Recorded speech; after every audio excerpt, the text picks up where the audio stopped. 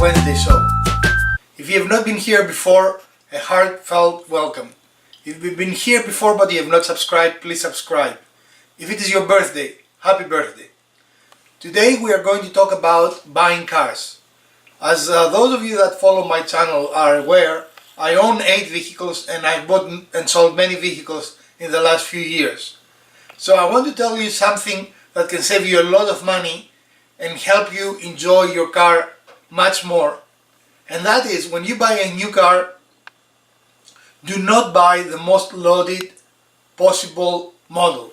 Buy the entry-level model and simply add things. For example, if you like a GPS, most automakers add a premium between $2,000 to $5,000 and the luxury cars even more, up to $8,000 to just give you a GPS.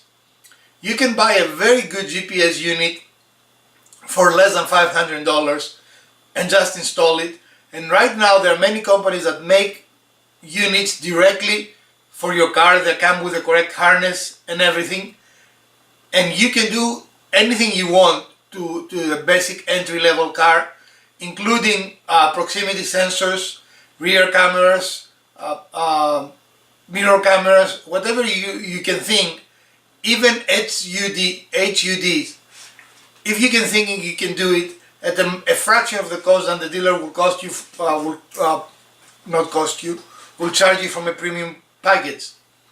Additionally, this add-on cost of buying a car does not translate in value when you buy a when you try to sell your car.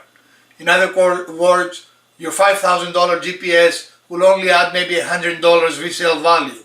So it makes absolutely no sense. Simply buy the most basic car and then make it what you want it to do, and you're going to save thousands of dollars. There is only one exception to this. For example, if you buy a used car, it's the same thing in most of the cases. It is very expensive to change maps on factory GPSs. When you can buy maps for a Garmin device or a TomTom in the $40 to $50 range, it is several $100s to buy maps for cars, and that makes absolutely no sense. So when you buy a used car, again, look for the basic model. It will cost you slightly less, and then you can do whatever you want with it. You can add as much equipment and whistles as you want. There is one exception to that. For example, behind me is one of my favorite cars. It's my Jaguar, and I want this car to be in as original condition as possible. So I did buy it with a GPS. Now the GPS doesn't even have updated maps, but I could change the GPS to a modern GPS. But I want this car at some point. It's getting close to becoming an antique, and it is, I believe, a classic car. So everything I put in this car is going to be Jaguar. It's going to be original. But this is a special purpose car. I want this car to be mint, and I want it to be like it was the day that it was built. So everything I put in this car is not about saving costs. It's because I want this car to be preserved as a pure Jaguar. Otherwise, there are definitely much better GPSs than this car has built in. And as I said, I cannot even buy maps for this. So often I use my phone, even though the car has a GPS, because the maps are so outdated.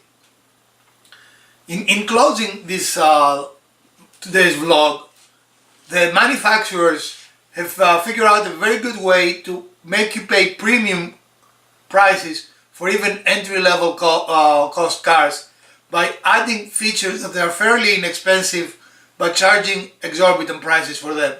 So don't fall for that.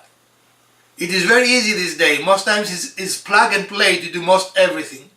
And if you cannot, or if you don't feel your DIY skills are good enough, there are also people that will do the installation for you, again for a fraction of the cost of what a dealer will charge you.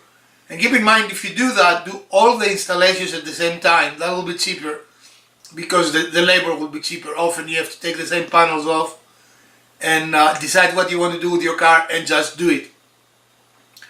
I do hope you found this little vlog type video useful, and it will help you with car purchasing decisions.